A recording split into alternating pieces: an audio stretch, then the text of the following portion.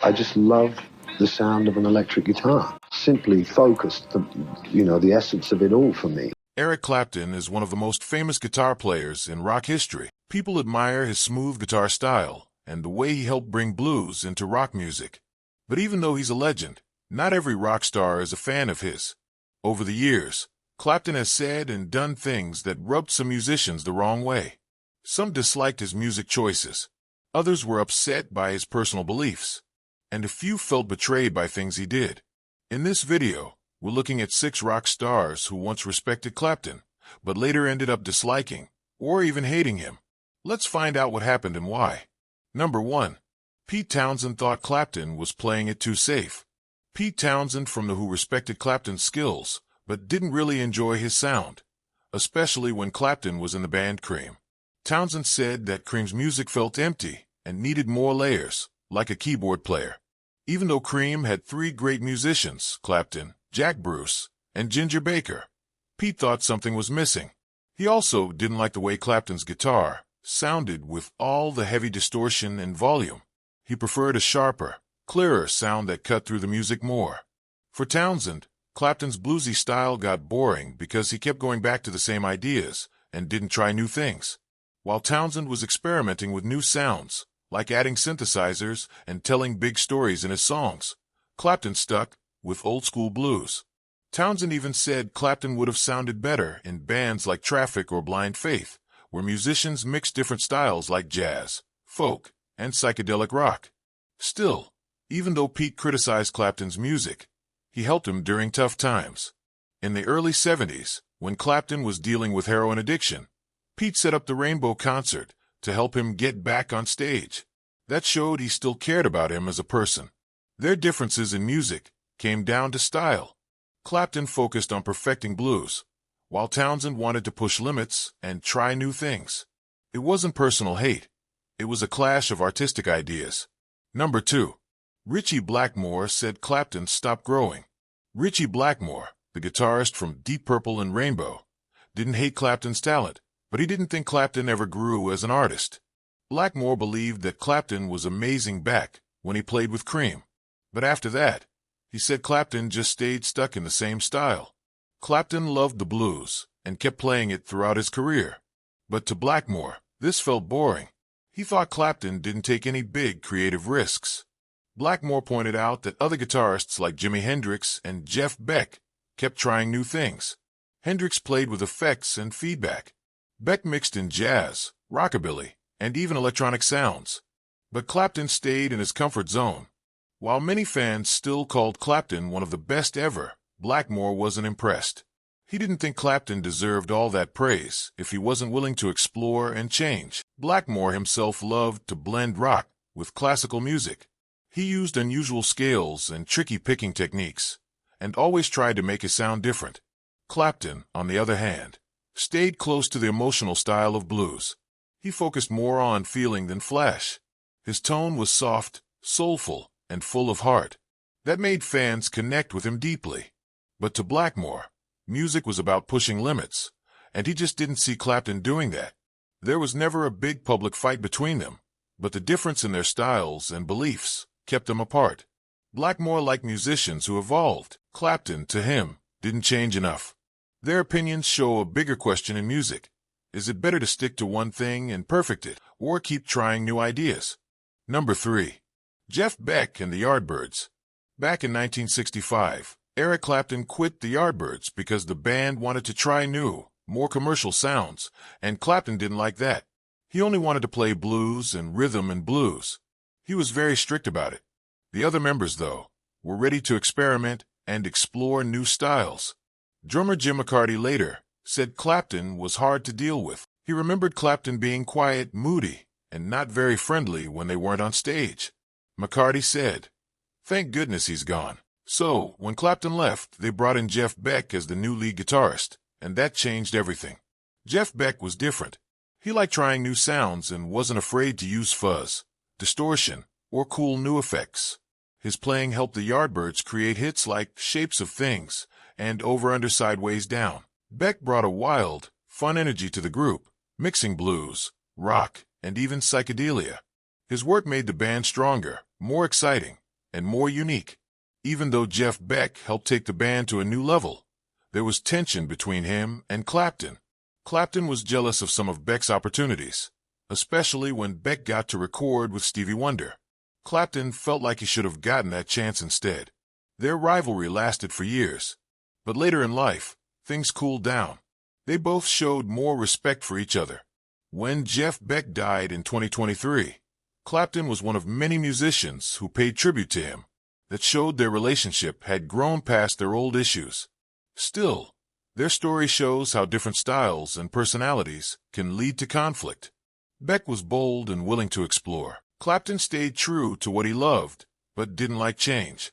In the end, both made huge marks on rock music, but they took very different paths to get there.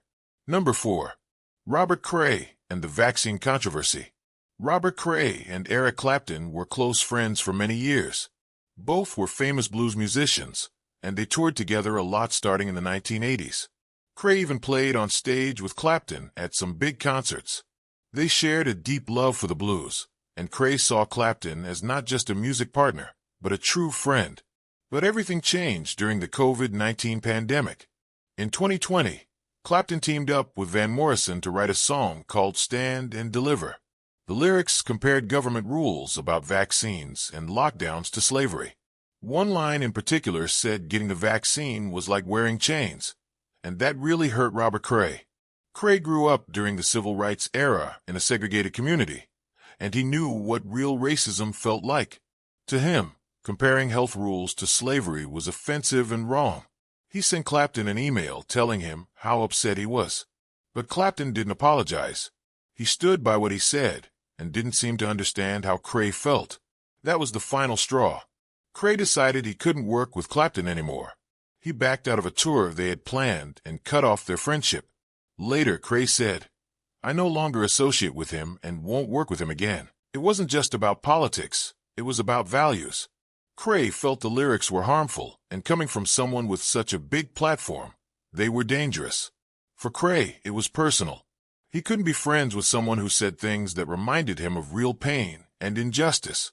Their story shows how even strong friendships can fall apart over deep disagreements, especially when they involve beliefs and lived experiences.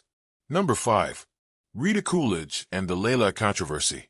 Rita Kulage is a talented singer and songwriter who worked with many big names in rock music. But when it comes to Eric Clapton, she's got a story that still hurts to this day. Kulage says she helped write part of one of Clapton's most famous songs, Layla, but never got credit for it.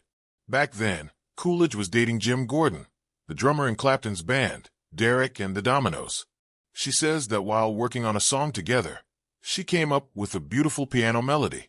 Later, she was shocked to hear that same melody used in the second half of Layla, the part that many fans think is the most emotional and powerful. Kulage said she played that piano part for Gordon while they were writing a different song called Time.